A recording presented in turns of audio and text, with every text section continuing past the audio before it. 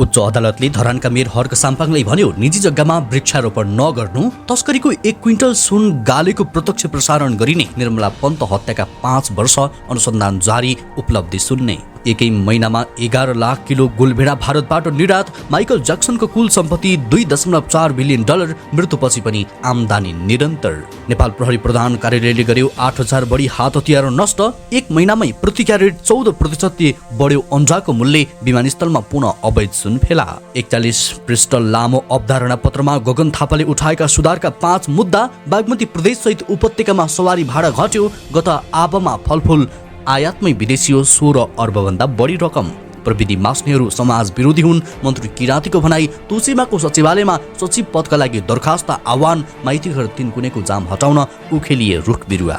गगन थापाले तिरै निर्वाचन आयोगलाई 15,000 जरिवाना, पहिलोभन्दा फरक बन्दैछ चक्रपथको दोस्रो खण्ड, प्रधानमन्त्री प्रचण्डले इटाली स्थित ओलम्पिक रङ्गशालामा घुमे र प्रदेश संरचना र राष्ट्रिय सभा खारेज गरौँ, राजेन्द्र लिङदेलको भनाई लगायतका आज दिनभरका केही महत्त्वपूर्ण ब्रेकिङ न्युजहरू आजको यस भिडियोमा। दर्शकवृन्द नमस्कार अनि हार्दिक स्वागत छ। तपाईहरू यति बेला इन्फो खबर मिडियाको न्युज अपडेट हेर्दै हुनुहुन्छ।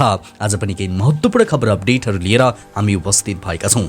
पुरा समाचार महत्त्वपूर्ण भएकाले अन्तिमसम्म स्किप नगरी हेर्नुहोला र आफ्नो मनमा लागेको सबै विचारहरू तलको कमेन्ट बक्समा उल्लेख गर्न नबिर्सिनुहोला। यति बेला कुन ठाउँबाट हेर्दै हुनुहुन्छ र कस्तो लाग्दैछ त्यो पनि कमेन्ट गर्न नछुटाउनुहोला। पहिलो पटक हेर्दै हुनुहुन्छ भने फर्स्ट टाइम लेखेर कमेन्टमा जानकारी गराउनुहोला र रेगुलर हेर्नुहुन्छ भने रेगुलर लेखी जानकारी गराउनुहोला। सदैव ताजा र सत्य समाचार हेर्नको लागि हाम्रो युट्युब च्यानललाई सब्स्क्राइब गरी सँगै आउने बेल आइकनलाई प्रेस गर्न पनि नबिर्सिनुहोला। अब आउनुहोस् समाचारको सुरुमा निर्मला पन्तको प्रसङ्ग। बलात्कारपछि हत्या गरिएकी कञ्चनपुर भीमदत्त नगरपालिका 2 उल्टा खामकी 13 वर्षीय बालिका निर्मला पन्तको हत्या भएको बुधबार 5 वर्ष पुरा भएको छ। 5 वर्षसम्म प्रहरीले घटनाको सत्य तथ्य पत्ता लगाउन नसकेको भन्दै बुधबार महेन्द्रनगरमा विद्यार्थीहरूले प्रदर्शन गरे। यो बीचमा घटनाको अनुसन्धानका लागि थुप्रै प्रहरी टोली महेन्द्रनगर आए पनि अपराधीसम्म पुग्न सकेको छैन। घटनाको अनुसन्धानका लागि अहिले पनि जिल्ला प्रहरी कार्यालय कञ्चनपुरको टोली र सिआइबीको टोलीले अनुसन्धान गरिरहेको छ। जिल्ला प्रहरी कार्यालय कञ्चनपुरका प्रहरी उपरीक्षक कमल थापाले निर्मला हत्या प्रकरणले प्रहरीले प्राथमिकताका साथ अनुसन्धान गरिरहेको बताएका छन्। अहिले पनि प्राथमिकताका साथ घटनाको अनुसन्धान भइरहेको छ। थापाले भने जिल्ला प्रहरी र सिआइबीको टोली अहिले पनि अनुसन्धानमा खटिएको छ। प्रहरीले अहिले पनि घटनामा शङ्कास्पद व्यक्तिलाई निगरानीमा राखेर अनुसन्धान गरिरहेको छ। प्रहरीले अनुसन्धान जारी रहेको बताए पनि निर्मलाका परिवारमा भने न्याय पाउने आश मरिसकेको छ। निर्मलाकी दिदी मनिषा पन्तले अब न्याय पाउने आशा मरिसकेको बताएकी छन्। दर्शकवृन्द यो केसको विषयमा तपाईको धारणा के छ कृपया कमेन्ट गर्न नछुटाउनुहोला। त्यस्तै अर्को समाचार बागमती प्रदेश सहित उपत्यकाभित्र चल्ने सार्वजनिक सवारीको भाडा आजदेखि घटेको छ। बागमती प्रदेश सरकारले आजदेखि लागू हुने गरेर सार्वजनिक सवारीको भाडा दर समायोजन गरेसँगै गाडी भाडा घटेको हो। नेपाल आयल निगमले पेट्रोलियम पदार्थको मूल्य घटाएसँगै प्रदेशभित्र चल्ने सवारी साधनको भाडा दर घटाएको बागमती प्रदेश सरकार श्रम रोजगार तथा यातायात मन्त्रालयका सचिव तीर्थराज भट्टराईले जानकारी दिएका छन्। आजदेखि लागू हुने गरेर प्रदेशभित्र चल्ने लामो दूरीका यात्रुवाहक सवारी साधनको भाडा दर 2.30% घटेको हो। त्यस्तै प्रदेशभित्र चल्ने मालवाहक सवारी साधनको भाडा दर 3.18% घटेको छ भने प्रदेशभित्रका ठूला शहरी क्षेत्रमा चल्ने सिटी बसको भाडा दर 3.26% घटेको छ। विश्व बजारमा पेट्रोलियम पदार्थको मूल्य घटेपछि पछिल्लो समय नेपाल आयल निगमले स्वचालित मूल्य प्रणाली लागू गर्ने घोषणा समेत गरिसकेको छ। मन्त्रालयका प्रदेश सचिव भट्टराईले घटेको उक्त भाडा दर बिहिबार बेलुकासम्ममा राजपत्रमा प्रकाशित गर्ने पनि जानकारी दिएका थिए। त्यस्तै त विमानस्थलबाट गत 2 साउनमा बरामद भएको तस्करीको 100 किलो सुन गालेको प्रत्यक्ष प्रसारण गरिने भएको छ। स्कुटरको ब्रेक सुमा लुकाएर राखेको सुन ब्रेक सुबाट छुट्याएर यकिन गर्दाको प्रक्रिया सर्वसाधारणलाई प्रत्यक्ष प्रसारण मार्फत जानकारी दिन लागि राजस्व अनुसन्धान विभाग स्रोतले जनाएको छ। हालसम्मकै ठूलो सुन तस्करी घटना कसरी भयो र सुन लुकाउनका लागि के कस्तोसम्म भयो भन्ने जानकारी दिने हिसाबले प्रत्यक्ष प्रसारण गर्न खोजिएको विभागको दाबी रहेको छ। टेलिभिजनबाट प्रत्यक्ष प्रसारण गर्दाको प्रक्रिया र सुरक्षाबारे नेपाल राष्ट्र बैंकको टक्सार विभागसँग राजस्वले छलफल समेत गरिसकेको छ। ब्रेकसुबाट सुन छुट्याउने प्रक्रियाको प्रत्यक्ष प्रसारणका लागि राजस्वबाट प्रस्ताव आएको टक्सार विभागले जनाएको छ। त्यस्तै अर्को समाचार उच्च अदालत विराटनगरले धरान उपमहानगरपालिकाका मेयर हर्कराज राई साम्पाङ विरुद्ध निजी जग्गामा वृक्षारोपण नगर्न आदेश दिएको छ। धरानकी रोजिना अधिकारीले दायर गरेको रिट निवेदनको सुनवाई गर्दै न्यायाधीश मिलन कुमार राईको इजलासले अनाधिकृत प्रवेश गर्ने र वृक्षारोपण गर्ने कामलाई रोक्न धरान उपमहानगर र साम्पाङका नाममा अन्तरिम आदेश दिएको हो। आदेशसँगै उच्चले कारण देखाउ आदेश समेत जारी गरेको छ। धरान उपमहानगरपालिका समेतलाई बाटोको म्यादसहित 15 दिनभित्र अदालतमा हाजिर हुन आदेशमा भनिएको छ। मुलुकी दिवानी संहिता 2075 को दफा 25 ले कानुनी हक अधिकार प्रत्याभूति गरेको हुँदा अनाधिकृत प्रवेश गर्ने र बिरुवा रोप्ने कामले निवेदकको सम्पत्ति सम्बन्धी हक अधिकारमा आघात पुगेको अदालतको ठहर रहेको छ। निवेदनको अन्तिम टुङ्गो नलागेसम्म सो जग्गामा प्रवेश गर्ने र वृक्षारोपण गर्ने गराउने काम बन्द गराउन उच्च अदालत को नियमावली 2073 को नियम 42 बमोजिम अन्तरिम आदेश दिएको हो। गत सोमबार सर्दो जलाधार क्षेत्रको जग्गा भन्दै मेयर साम्पाङले समर्थक सहित छोटी मोरङमा गरेको अधिकारीको जग्गामा वृक्षारोपण गरेको थियो। रोजिना अधिकारीको नाममा रहेको धरान बाँझगराको 9 ग किता नम्बर 421 र 345 को विवाद सर्वोच्च अदालतमा विचाराधीन रहेको छ। दर्शकवृन्द, मेरो हर्क साम्पाङ राईले गरिरहेका कामहरू तपाईलाई कस्तो लाग्छ कृपया कमेन्ट गर्नुहोला। यदि हर्कको पक्षमा हुनुहुन्छ भने I am with Harka Sampang भनेर कमेन्ट गर्न पनि नछुटाउनुहोला। त्यस्तै त प्रधानमन्त्री पुष्पकमल दाहाल प्रचण्डले इटालीको रोममा रहेको स्टुडियो ओलम्पिकको रोमाको आज अवलोकन गरेका छन्। इटाली भ्रमणमा रहेका उनले ओलम्पिक खेल सञ्चालन हुने रङ्गशालाको अवलोकन गरेका हुन्। अवलोकनका क्रममा उनले उक्त रङ्गशालाका बारेमा अभिरुचिपूर्वक जिज्ञासा राखेका थिए। सो रङ्गशालामा 70,000 दर्शक अट्ने बताइएको छ। प्रधानमन्त्री दाहालले खेलाडी आउने जाने मार्ग प्याराफिट खेलेपछि आयोजना गरिने पत्रकार सम्मेलन कक्ष रङ्गशाला सञ्चालनका क्रममा प्रयोग गरिने सबै क्षेत्रको अवलोकन गरेका छन्। उनले रङ्गशालामा प्रदर्शनीमा राखिएको इटालीले प्राप्त गरेको पहिलो सिल्ड खेलाडीका जर्सी लगायतको अवलोकन पनि गरेका थिए। प्रधानमन्त्री दाहाललाई रङ्गशालाका अधिकारीहरूले सम्पूर्ण जानकारी गराएका थिए। उक्त रङ्गशाला सन् 1960 देखि सञ्चालनमा आएको हो। सो रङ्गशालामा विशेष गरी फुटबल, रग्बी र एथलेटिक्सका खेलहरू हुने अधिकारीहरूले जानकारी गराएका थिए। त्यस्तै बर्को समाचार गङ्गबु बानियाचारकी शर्मिला पाठक एका बिहानै नजिकैको किनारा पसल पुगिन्। भान्सामा सकिएका आवश्यक सामान किनिन्। बिल देख्दा उनलाई अचम्म लाग्यो। 1 महिना अघि प्रति क्यारेट बढीमा 450 रुपियाँमा पाइरहेको अन्डाको मूल्य अहिले 510 रुपियाँ रहेको थियो। शर्मिलाले मात्र होइन, यो मूल्य सबै उपभोक्ताले तिर्नु परेको छ। यो मूल्य 1 महिनाको तुलनामा 14% बढेको देखिन्छ। सरकारले अनुगमन नगर्दा उपभोक्ताले बढी मूल्य तिर्नु परेको अन्डा उत्पादक सङ्घका अध्यक्ष शिवराम केसी बताउँदछन्। बिचौलियाले बढी मूल्य पाइरहेका छन्, सरकारको अनुगमन छैन। उनले भने उनका अनुसार तुलनात्मक रूपमा अहिले अन्डाको मूल्य बढेको छ, तर त्यसको बढी फाइदा बिचौलियाले पाइरहेका छन्। कुखुरा उत्पादक सङ्घले जेठमा प्रति क्यारेट ठुलो अन्डाको मूल्य 405 र मध्यमको 380 रुपियाँ तोकेको थियो। त्योभन्दा अघि ठुलो अन्डा प्रति क्यारेट 350 देखि 60 र मध्यम अन्डा 325 देखि 30 रुपियाँ रहेको थियो। अन्डा उत्पादन घटेको भन्दै सङ्घले फेरि असारमा मध्यम अन्डा 325 देखि 30 रुपियाँ तोकेको थियो। अन्डा उत्पादन घटेको भन्दै सङ्घले फेरि असारमा ठुलो अन्डामा प्रति क्यारेट 25 रुपियाँ बढाएर 430 रुपियाँ पुर्यायो। त्यस्तै मध्यम अन्डामा प्रति क्यारेट 35 रुपियाँ बढाएर 415 रुपियाँ पुर्याएका छन्। यो किसानले पाउने मूल्य हो। त्यस्तै त चक्रपथ विस्तार अन्तर्गत दोस्रो चरणमा निर्माण हुने भनिएको कलङ्की वसुन्धरा सडक खण्ड पहिलेको तुलनामा फरक डिजाइनमा निर्माण हुने भएको छ। चक्रपथ विस्तारको पहिलो चरणमा निर्माण भएको कोटेश्वर कलङ्की खण्डमा भएको लेन, पानी जाने व्यवस्था मिलाउने ड्रेन, डिभाइडर, अन्डरपास र ओभरपासको सङ्ख्या लगायत फरक किसिमको हुने सडक विभागको भनाइरहेको छ। सडक विभाग विकास सहायता सम्बन्धी महाशाखाका प्रमुख डाक्टर विजय जैसीका अनुसार पहिले मुख्य सडकको बीचमा डिभाइडर नभएकोमा अहिले बीचमा डिभाइडर राख्न लागि छ।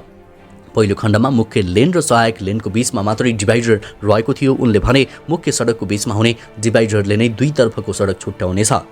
पहिले बीचको 4 लेन मध्ये 2 लेनबाट आउने, 2 लेनबाट जाने, छेउछेउको लेनबाट पनि एकातर्फबाट आउने, अर्को तर्फबाट जाने यो खण्डमा मुख्य लेन र सहायक लेन भन्दा पनि मुख्य सडकको बीचबाट दुईतर्फको लेन छुट्टिनेछ। त्यस्तै बर्को समाचार राष्ट्रिय स्वतन्त्र पार्टीकी सांसद तोसीमा कार्कीले आफ्नो सचिवालयको सचिव पदका लागि दरखास्त आह्वान गरेकी छन्। योग्यता र छनौट प्रक्रियाको विस्तृत विवरण खुलाएर उनले 5 दिनभित्र आफ्नो व्यक्तिगत विवरण सहितको आवेदन दिन आह्वान गरेकी छन्। आवेदन दिनका लागि कानुन वा राजनीति शास्त्र वा समाजशास्त्र वा अन्तर्राष्ट्रिय सम्बन्ध विषयमा स्नातक गरेको, समसामयिक राजनीतिक विषयमा जानकार भएको, सूचना प्रविधि सम्बन्धी आधारभूत ज्ञान, सीप दक्षता भएको हुनुपर्नेछ। साथै कानुनी अध्ययन र अनुसन्धानमा रुचि भएको, नेपाली र अङ्ग्रेजी भाषामा राम्रो दखल भएको, विषम परिस्थितिमा समेत काम गर्न सक्ने, अभिप्रेत, इमान्दार, सदाचारिता, नैतिकवान भएको र नेपाली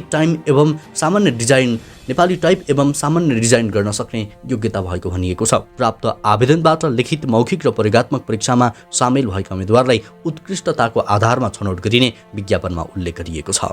त्यस्तै यता संस्कृति, पर्यटन तथा नागरिक उड्डयन मन्त्री सुदन किराँतीले प्रकृतिलाई अस्वीकार गर्ने मानिस प्रकृति विरोधी भएको बताएका छन्।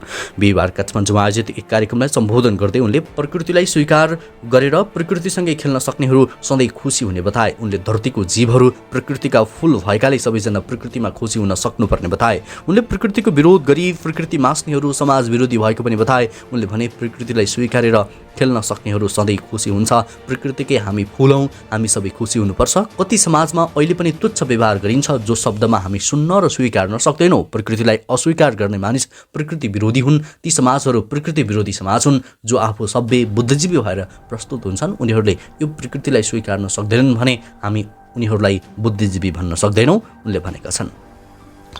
त्यसै त राष्ट्रिय प्रजातन्त्र पार्टीका अध्यक्ष राजेन्द्र प्रसाद लिङ्गदेलले प्रदेश संरचना र राष्ट्रिय सभा खारेज गर्नुपर्ने बताएका छन्। कृषकलाई प्रोत्साहन गर्न दोलखा जिल्लास्थित सैलिङको आलु उच्चस्तरीय राजनैतिक दलहरूलाई उपहार दिने क्रममा दोलखाबाट आएको टिमलाई बिहिबार पार्टी केन्द्रीय कार्यालय दुम्बाराईमा भेट गर्ने क्रममा सञ्चारकर्मीले राखेको प्रश्नको जवाफमा उनले यस्तो बताएका हुन्। उनले नेपालको स्थायित्वका 3 पिल्लर मध्ये राष्ट्र संस्था र हिन्दू राष्ट्र हटाइएको र अन्तिम खम्बाको रूपमा रहेको नेपाली सेनामाथि पनि आक्रमणको प्रयास भइरहेको उनले आरोप लगाए। उनले सेना बिनाको राज्य बनाउने प्रस्ताव समेत कतिपयले गरिरहेको भन्दै यो दुःखको कुरा भएको उनले बताएका छन्। उनले भने नेपालको स्थायित्वका 3 पिल्लरहरू थिए, राष्ट्र संस्था, सनातन हिन्दू राज्य र नेपाली सेना, जसमध्ये 2 राष्ट्र संस्था र सनातन हिन्दू राज्य मासिसके भने अब अहिले आएर नेपाली सेनामाथि आक्रमण भइरहेको छ। खर्च कटौतीको नाममा सेनाको सङ्ख्या घटाउनु पर्ने, कसैले सेना बिनाको राज्य बनाउने मोडेल प्रस्ताव गरिरहेको छ। यो दुर्भाग्यको कुरा हो, उनले भनेका छन्। त्यस्तै बहरको समाचार, गत आर्थिक वर्ष 2079-80मा 16 अर्ब रुपियाँभन्दा बढीको फलफुल आयात भएको छ। कुल ग्राहस्थ उत्पादन जीडीपीमा कृषिको योगदान 1/3 भन्दा बढी रहेको अवस्थामा फलफुल आयातमा भने अरबौं रकम बाहिरिएको छ। भन्सार विभागले सार्वजनिक गरेको तथ्याङ्क अनुसार गत आबमा 16 अर्ब 8 करोड रुपियाँभन्दा बढी रकम फलफुल आयातका लागि बाहिरिएको छ। विभागका अनुसार गत आबमा 7 अर्ब 9 करोड 44 लाख 77 हजार रुपियाँ मूल्य बराबरको 8 करोड 32 लाख 74 हजार 331 केजी च्याउ आयात भएको छ। त्यसबाट सरकारले 86 करोड 83 लाख 89 हजार रुपियाँ बराबरको राजस्व सङ्कलन गरेको छ। सार्वजनिक विवरण अनुसार चीनबाट सबैभन्दा धेरै च्याउ आयात भएको देखिन्छ। चीनबाट मात्र 5 अर्ब 15 करोड 58 लाख 45 हजार रुपियाँ मूल्य बराबरको च्याउ आयात भएको छ। गत आबमा मुलुकमा 2 अर्ब 15 करोड 88 लाख 76 हजार रुपियाँ मूल्य बराबरका 3 करोड 9 लाख 8 हजार 172 केजी ताजा अङ्गुर आयात भएको छ। विभागका अनुसार गत आबमा 1 अर्ब 62 करोड 73 लाख 49 हजार रुपियाँ बराबरको केरा आयात भएको छ। कुल 5 करोड 33 लाख 94 हजार 795 केजी केरा भारतबाट आयात भएको र त्यस बापत सरकारले 29 करोड 43 लाख 38 हजार रुपियाँ राजस्व सङ्कलन गरेको सार्वजनिक विवरणमा उल्लेख गरेको छ। त्यस्तै बहरको समाचार, आर्थिक वर्ष 2079-80मा 10 लाख 94 हजार किलो गोलभेडा पनि भारत निर्यात भएको छ। सो परिणामको गोलभेडा निर्यातबाट नेपालले 1 करोड 49 लाख रुपियाँ आम्दानी गरेको छ। भन्सार विभागको तथ्याङ्क अनुसार उक्त परिणामको गोलभेडा असारमा मात्रै निर्यात भएको छ। गत साउनदेखि जेठसम्म भने यहाँबाट भारत निर्यात भएको छैन। असारमा मात्रै भारतबाट पनि नेपालमा 50 लाख किलो गोलभेडा आयात भएको विभागको तथ्याङ्कले देखाएको छ। आर्थिक वर्ष 2078-79मा 40 किलो गोलभेडा भारत निर्यात भएको थियो। केही महिना अघिसम्म भारतमा गोलभेडाको मूल्य आकाशिएको छ। 1 महिना अघिसम्म पनि भारतीय बजारमा गोलभेडा किलोको 120 देखि 150 भारूमा कारोबार भइरहेको थियो। त्यस्तै बहरको समाचार, नेपाली काङ्ग्रेसका महामन्त्री गगन थापाले पार्टी सुधार र रूपान्तरण गर्दै जनताप्रति उत्तरदायी बनाउन 41 पृष्ठ लामो अवधारणा पेश गरेका छन्। जनताप्रति उत्तरदायी बनाउन सैद्धान्तिक, वैचारिक, साङ्गठनिक र नेतृत्वको दृष्टिले नयाँ आयामबाट बहस र विमर्श गरी ठोस निष्कर्षमा पुग्नै पर्न बेला आएको भन्दै थापाले लिखित धारणा केन्द्रीय समितिमै पेश गरेका हुन्। उनले यो अवधारणा सभापति शेरबहादुर देउवालाई पनि बुझाइसकेका छन्। मेरो कोसिस हमेसा पार्टीलाई कसरी चलायमान बनाउने, जनताको आवाज मुखरित गर्ने संस्था बनाउनेतर्फ केन्द्रित रहेको छ। थापाले भने आग्रह र पूर्वाग्रह भन्दा माथि उठेर हामीले समयको पदचापलाई अनुसरण गर्दै 14औं महाधिवेशनको नारा, उत्साह, एकता र रूपान्तरणको मर्म अनुसार काङ्ग्रेस पङ्क्तिको कार्यपद्धति परिचालित र निर्देशित हुनुपर्दछ। महामन्त्री थापाले पार्टीका सबै विषयबारे केन्द्रदेखि तल्लो समितिसम्म गहन पारदर्शी पूर्वाग्रह मुक्त छलफल र विमर्श गरेर मात्रै आत्मघाती प्रविधिबाट मुक्त हुन सकिने बताएका छन्। त्यस्तै अर्को समाचार, त्रिभुवन अन्तर्राष्ट्रिय विमानस्थलबाट प्रहरीले पुनः अवैध सुन बरामद गरेको छ। अवैध रूपमा भन्सार छले लैजान लागेको 58 ग्राम सुनसहित प्रहरीले भारतीय नागरिक 30 वर्षीय इमरान सिराजलाई बिहिबार दिउँसो पक्राउ गरेको हो। हिमालय एयरलाइन्सको उडानद्वारा दोहा कतारबाट काठमाडौँ आएका सिराजलाई आगमन चनेल गेटमा प्रहरीले जाँच गर्ने क्रममा उक्त सुनसहित पक्राउ गरेको हो। उनलाई आवश्यक अनुसन्धान तथा कारबाहीको लागि त्रिभुवन विमानस्थल भन्सार कार्यालय गौचरमा बुझाइएको छ। त्यस्तै अर्को समाचार, प्रहरीले विभिन्न मिति र स्थानबाट कानुन बमोजिम जफत गरेका 8000 हात हतियार नष्ट गरेको छ। विभिन्न समयमा प्राप्त भएका बरामद गरेका र विवादित हात हतियार बुधबार नष्ट गरिएको हो। प्रहरीका अनुसार भरुवा बन्दुक 6074 थान, 12 बोर 177 थान, विभिन्न प्रकारका पिस्तोल 1076 थान, त्यस्तै म्यानगम 232 थान, त्यस्तै एयरगन 29 थान, सर्ट गन 229 थान, 330 राइफल 626 थान, रिभल्भर 334 थान, ग्यास गन 10 थान, हर्नेट 25 थान र नाम नखोलेको 84 थान गरी जम्मा 8896 थान हात हतियार कानुन बमोजिम नष्ट गरिएको छ। नेपाल प्रहरी प्रधान कार्यालय कार्य विभागका प्रहरी अतिरिक्त महानिरीक्षक समेत रहेका प्रतिनिधिहरू गृह मन्त्रालय, जिल्ला प्रशासन कार्यालय काठमाडौँ, कोष तथा लेखा नियन्त्रण कार्यालय लैनचौर एवं स्थानीय प्रतिनिधि र बुढा नीलकण्ठ नगरपालिका 11 का वडाध्यक्ष लगायतको रोभरमा नेपाल प्रहरी केन्द्रीय कार्यदल कपन परिसरमा हात हतियार नष्ट गरिएको हो। त्यस्तै अर्को समाचार, माइकल ज्याक्सन सर्वकालीन सफल र प्रभावशाली सङ्गीतकर्मी थिए। कमाइले पनि उनको ख्याति र लोकप्रियता झल्काउँछ। जीवनकालमा पनि उनले प्रशस्तै सम्पत्ति आर्जन गरे। 2009 मा देहान्तको समयमा उनको सम्पत्ति $600 मिलियन रहेको अनुमान गरिएको थियो, तर मृत्युपछिका वर्षहरूमा उनको कमाई रोकिएको छैन। सन् 1982 मा उनको एल्बम थ्रिलर सर्वकालीन धेरै बिक्री हुने एल्बम बन्यो र यसको कमाई पनि बढिरहेको छ। उनले सन् 1983 मा अनुमानित $125 मिलियन कमाए। विवरण अनुसार दशकको अन्त्यसम्म उनको कुल सम्पत्ति $200 मिलियन पुग्यो। सन् 1990 को दशकमा ज्याक्सनको आम्दानीमा वित्तीय अनियमितता र व्यक्तिगत घोटालाहरूसहित धेरै कारणले गिरावट आउन थाल्यो। यद्यपि उनले अझै पनि प्रतिवर्ष अनुमानित $100 मिलियन को आम्दानी गरिरहेका छन्।